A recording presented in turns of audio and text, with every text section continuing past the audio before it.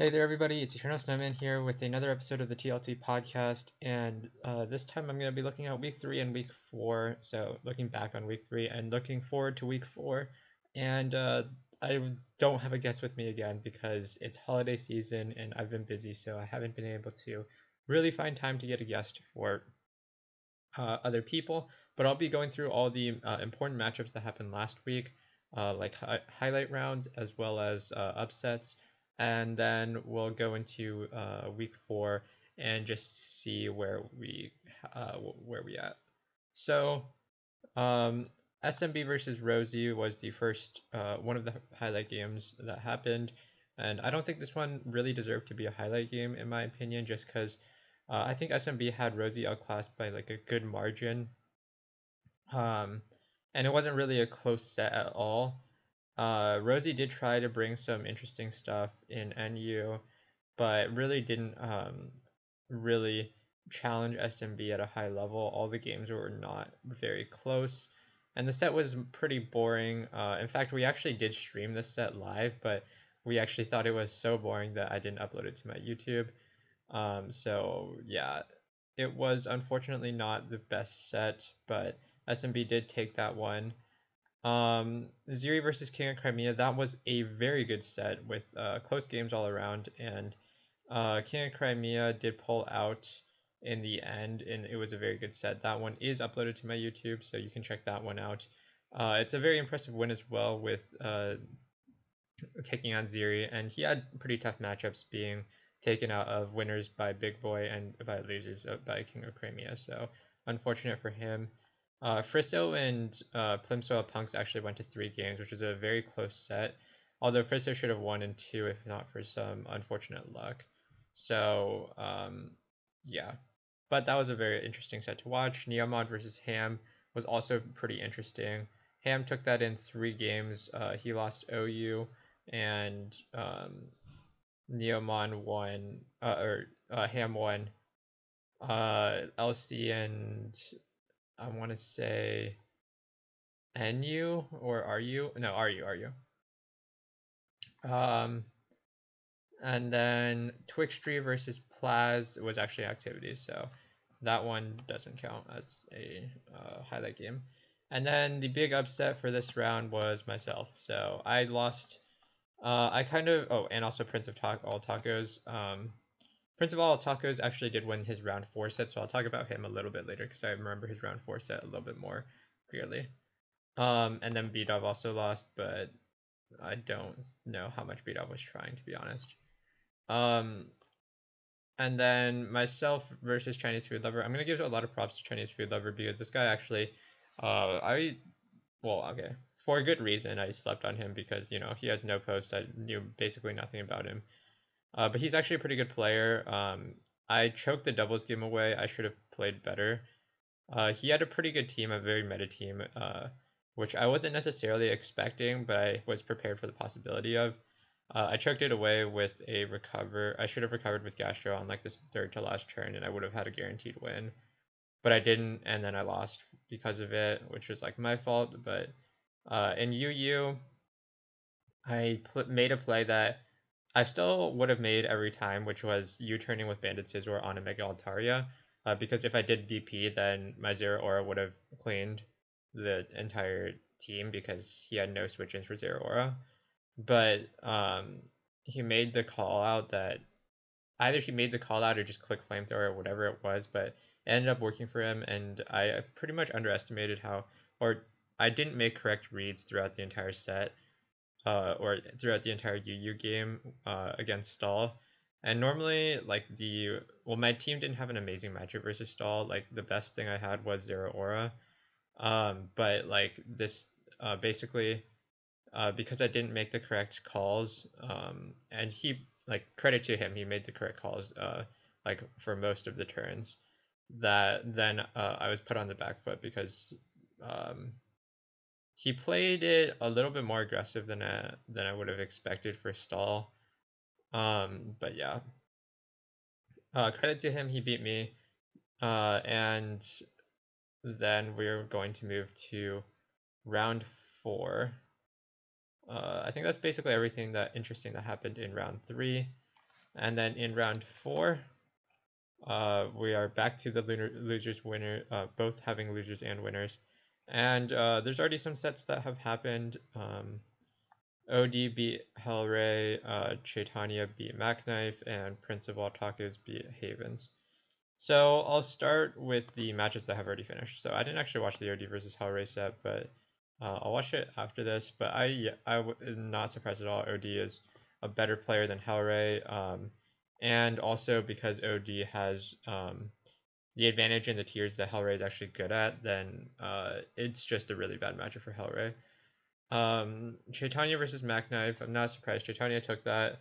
I'm more surprised that Mackknife is in winners round 4, but good on him. And unfortunately, the set was not close at all, so Chaitanya just won that 2-0 really quickly.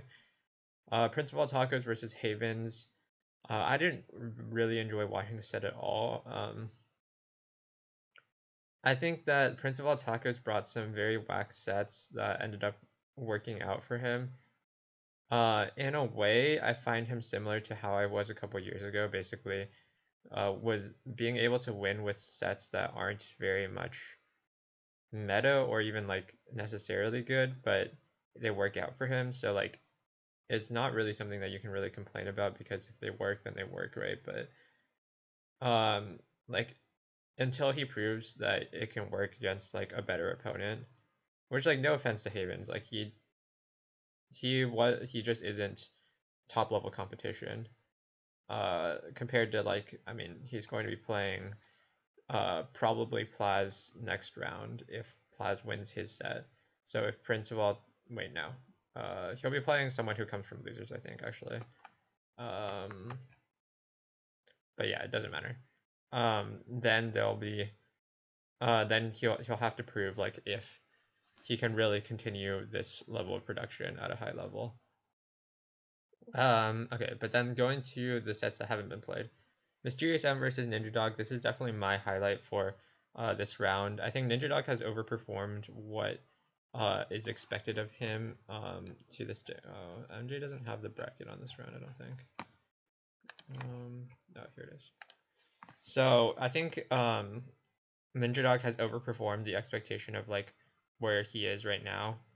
That is to say, like I think he's played extremely well, even though the opponents he should have beaten both of them in my opinion. I think the way that he beat them is a very telling thing because he's played extremely well in all of the games. And Mysterious M, I think for the most part he's been slept on a little bit. I think people kind of underestimate how well he how good he is. In my opinion, he's actually like probably the like in terms of skill, he's probably like top 4 remaining between him, Frisso, Ham, and the top 3 with him, Frisso, and Ham. I think the format favors other players more than him, which is like the big knock on him because his strengths mainly come in his top 2 tiers, which are Ubers and OU, and his other tiers are not too bad, but I would say not as high level as some of the other players. I would say Ninja Dog is similar, but yeah, I would favor Mysterious M in this set pretty heavily.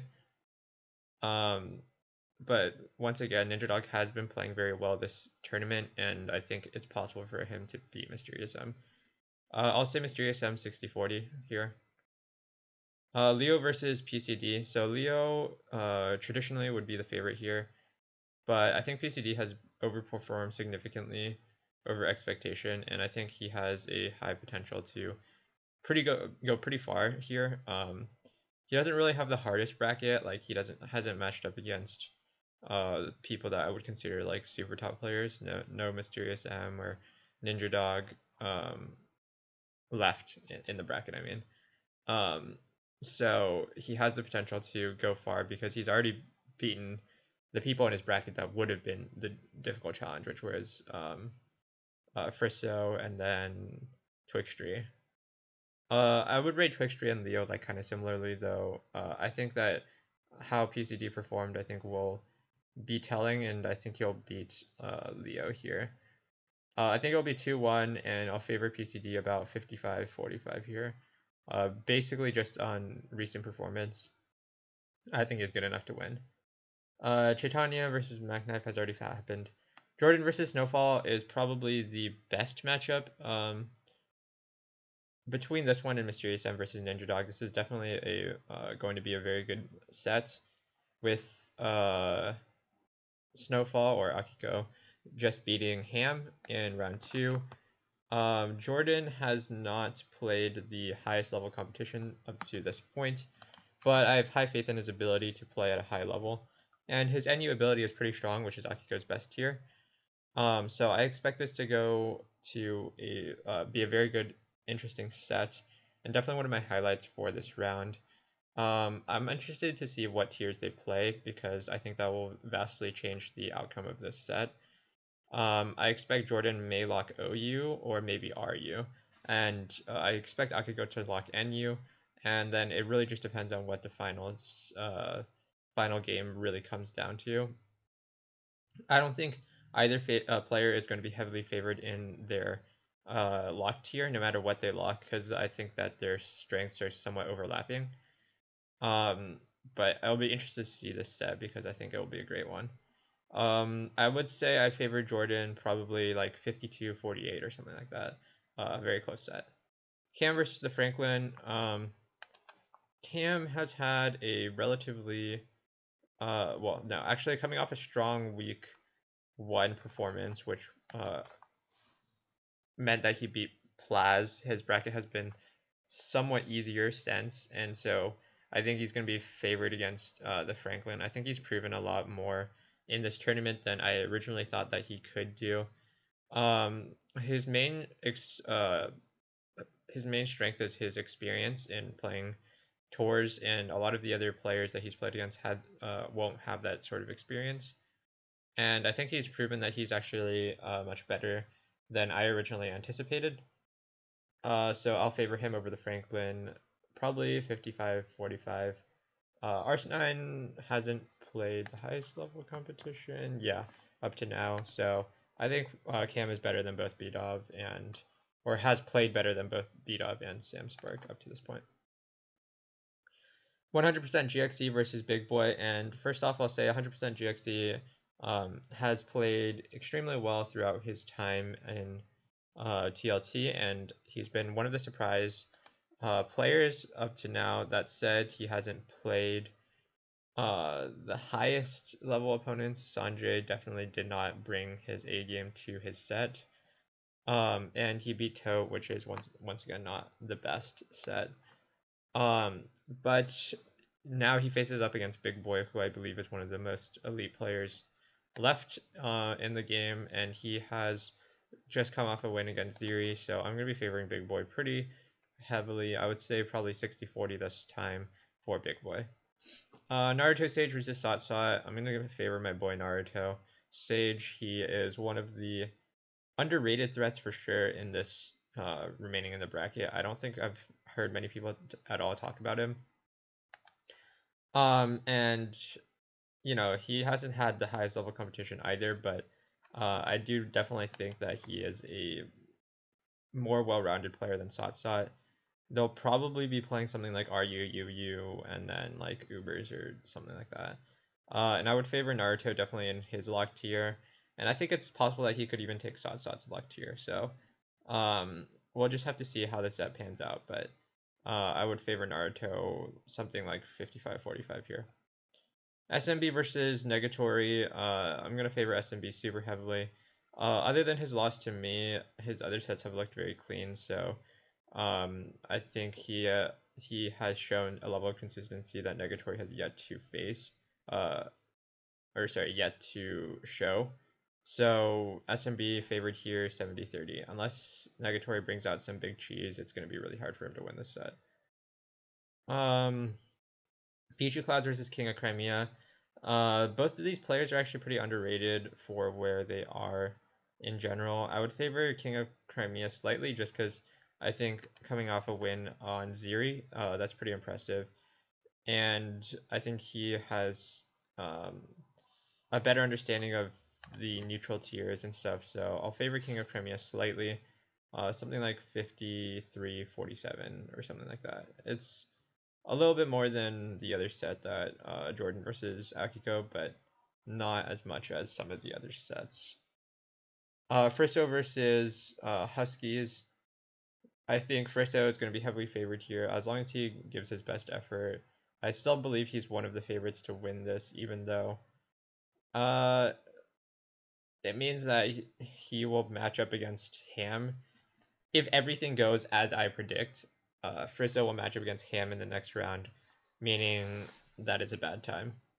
That said, Frisso, I'm favoring him here 70-30 over Huskies. Ham versus Trace. This is my personal highlight. Unless I already said that, it doesn't matter.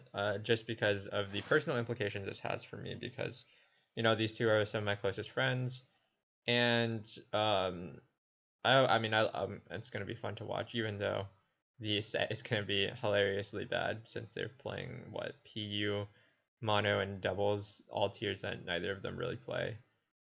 I think because of the tiers that are selected, I would even favor Trace slightly because of the tiers. Or sorry, I would favor Trace. Uh, Trace got a favored tier spread, but I would still favor Ham. I think Ham is just such a good player that like it's hard for people to really just beat him, in my opinion. Like I think Trace, like he's definitely a good player, but I would favor Ham here. 55-45 in Ham's favor. Taylor versus Plaz.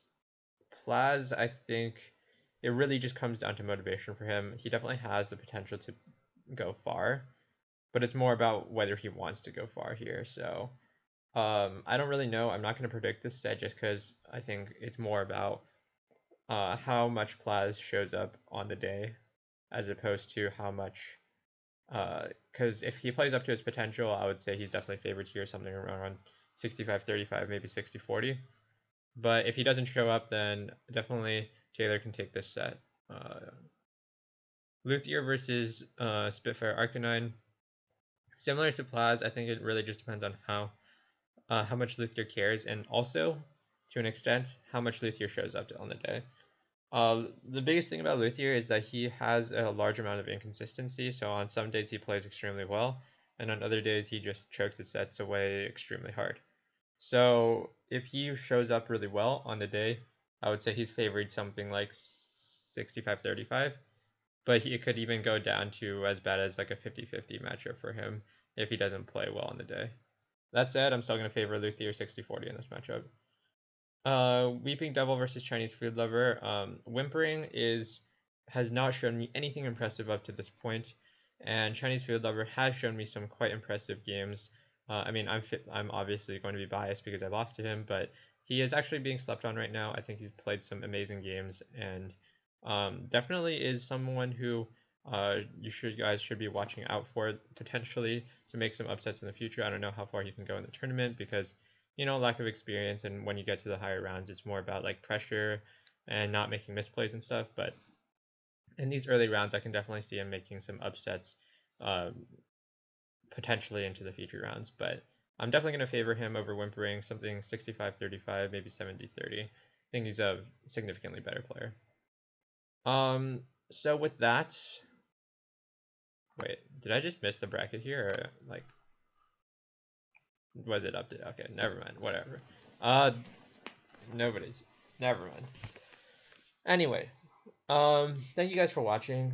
I hope you guys enjoyed. I'm sorry that I couldn't get another guest on the show once again, but I'll try my best to do it next week. I know I've been saying that for a couple weeks now, but I'll try to get one next week. And also be looking out for MJ streams. We'll be still uploading the VODs for the highlight ones. Last week there's only one highlight VOD because there was only one stream. There's actually two streams actually, but like I said, we didn't upload SMB versus Rosie for various reasons. And yeah, be on the lookout for some other content because I'll be putting out some different things at the end of the year. just because of timing and stuff. I haven't been able to do them yet. One of them being the best anime of 2018, and yeah, I'll definitely be doing some different things with that. And I hope you guys enjoyed, and I'll see you guys next time for another episode of the TLT podcast. And bye bye.